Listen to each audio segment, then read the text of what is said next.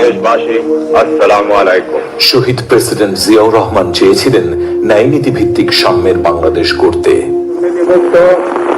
ন্যায় নীতি ভিত্তিক সমাজ ব্যবস্থা কায়েম করা, ধর্ম, বর্ণ, গোত্র নির্বিশেষে সকল নাগরিকের অধিকার পূর্ণ সংরক্ষণ করা এবং জাতীয় ঐক্য ও সংহতি সুদৃঢ় করা। সাবেক প্রধানমন্ত্রী বেগম খালেদা জিয়া দেশের মানুষের জন্য সুবিচার প্রতিষ্ঠার জন্য সংগ্রাম করে গিয়েছেন।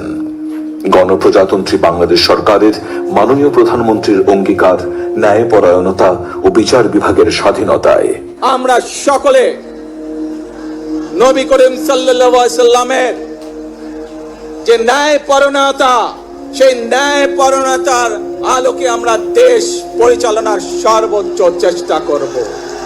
আমার সর্বোচ্চ চেষ্টা থাকবে যে কোনো মূল্যে বিচার বিভাগের যে স্বাধীনতা সেটি নিশ্চিত করা। দেশের মানুষের জন্য সহজ ও আধুনিক বিচার বিভাগ গড়ে তোলা এই রাষ্ট্রের অঙ্গীকার। এই অঙ্গীকার বাস্তবায়নের জন্য বর্তমান সরকার ডিজিটাল বিচার ব্যবস্থা গড়ে তোলার উদ্যোগ নিয়েছে। তার অংশ এই ই-বেল বন্ড সিস্টেম। আদালত জামিন দিল, অথচ জামিন হওয়ার পরও জেল থেকে বের হতে দেরি হয়। কিন্তু কেন? শুধুই একটি কাগজ, একটি বেল বন্ডের জটিলতার কারণে? হ্যাঁ, বাংলাদেশেই হাজারো মানুষ ভুগছে এই দুর্ভোগে। আমার বাবা জামিন হয়েছে হাইকোর্ট থেকে 8 দিন আগে, কিন্তু এখনো কাগজ আস্তে আস্তে দেরি হয়ে গেছে 3-4 দিন। কিন্তু জামিন হয়েছে যে বেল বন্ডের জন্য এখনো কাগজ আসেনি। এটাই হচ্ছে জেলখানার মানুষের পরিবারের কষ্ট। একটি জামিন কার্যকর হতে প্রায় 12টিরও বেশি ধাপ পার হতে হয়। অধিকাংশ মানুষ প্রথমে আইনজীবীর সহকারীর কাছে যায়, আর সেখান থেকেই শুরু হয় ধাপে ধাপে সময় ক্ষেপণ আর হয়রানি।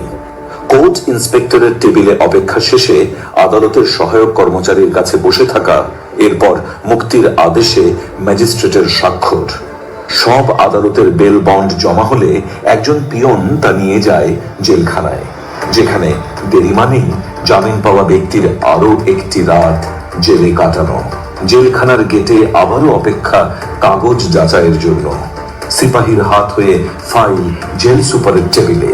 জেল কর্তৃপক্ষের যাচাই, ফাইল খুঁটিয়ে দেখা হচ্ছে। অভিযুক্ত ব্যক্তি জামিনের সংবাদ পাওয়ার পরেও অন্ধকার সেলে অপেক্ষার প্রহর গুনছে। অভ্যন্তরীণ কাগজপত্র মিলানো, শত শত কাগজের মধ্যে জামিনপ্রাপ্ত ব্যক্তির কাগজ খুঁজে বের করা। মুক্তির আদেশ যাচাই হলো, মুক্তির ডাক আসলো অভিযুক্তর। কিন্তু পরিবার? একবার ভাবুন তো, এতগুলো ধাপ পাড়ি দিতে তাদের কি অবস্থা হয়? এই হলো বিদ্যমান বেল বন্ড ব্যবস্থা, যার প্রতিটি ধাপে কষ্ট, দেরি আর হয়রানি। আদালতের আদেশ হলেও মানুষ পায় না তাৎক্ষণিক স্বাধীনতা। কিন্তু এখন বাংলাদেশ সরকার চালু করেছে ই-বেল বন্ড সিস্টেম। যখন কোনো বিজ্ঞ আদালত কোনো আসামির জামিন মঞ্জুর করবেন, সেই মঞ্জুরের তথ্য ই-বেল বন্ড ওয়েবসাইটে আইনজীবী পূরণ করার পরে বিজ্ঞ বিচারক সেটাকে একটু ভেরিফাই করে এন্ডোর্স করে দিবে, এবং এন্ডোর্স করার পরে সরাসরি সেটা কারা কর্তৃপক্ষের কাছে চলে যাবে। যিনি জামিন প্রাপ্ত হয়েছে তিনি তার স্বজনের কাছে ফিরতে পারবেন। প্রসেসের মাধ্যমে গেলে অনেক সময় দেখা যেত যে হয়তো জামিন হওয়ার পরে বন্ডটা সই হতো না, পরের দিনে সই হতো এবং তারপরে আসামি বের হতো। কিন্তু যখন এই সিস্টেমটা চালু হওয়ার পরে বন্ডটা যখন দাখিল করতে পারবো, সেই দিন আসাই হবে। ই-বেল বন্ড সিস্টেম শুধু প্রযুক্তি নয়, এটি মানবিক স্বস্তি। আগের 10-12 ধাপে কাগজ নিয়ে ঘোরার পরিবর্তে মাত্র 3টি ধাপে আসামির মুক্তি। আইনজীবীর বেল বন্ড দাখিল, বিচারক এক ক্লিকে মুক্তির আদেশ পাঠিয়ে দেবেন জেলখানায়।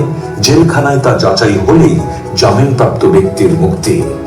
সংশ্লিষ্ট সকলের দায়বদ্ধতা সুনিশ্চিত। ই-বেল বন্ড সিস্টেম সরকারের আইন মন্ত্রণালয় থেকে গৃহীত একটি অন্যতম যুগান্তকারী পদক্ষেপ। ইতিমধ্যে কয়েকটি জেলায় চালু হয়েছে। ই-বেল বন্ডটা হলো এমন একটি পদ্ধতি যেটার মাধ্যমে যে সমস্ত আসামিরা জামিন পাবেন, সাথে সাথে তাদের ভোগান্তি কমবে। এখন জামিন পাওয়ার পরে অর্ডার সাইন হওয়ার পর থেকে প্রায় 10 থেকে 12টি ধাপ অতিক্রম করে তারপরে একজন আসামি মুক্তি পায়। এই বেল বন্ড চালু হলে সেখানে এত ধাপ লাগবে না, জাস্ট একটা বাটন ক্লিক করলে দুইটা ধাপে এটা শেষ হয়ে যাবে। সুতরাং আমরা এটাকে ন্যায় বিচারের পথে অন্যতম একটি মাইল ফলক হিসাবে দেখছি। আমরা দেখছি বাংলাদেশের যারা ন্যায় বিচার প্রত্যাশা করে, আদালত প্রাঙ্গণে যারা হয়রানির শিকার হওয়া থেকে মুক্তি চায়, যারা বাংলাদেশে একটি সঠিক ন্যায় বিচারের পথে এগোতে চায়, তাদের কাছে এটি একটি স্বপ্নের মাইল ফলক। আমরা সে পথ ধরে হাঁটব। ন্যায় বিচার মানে শুধু আদালতের রায় নয়, তার সঠিক ও দ্রুত বাস্তবায়নও।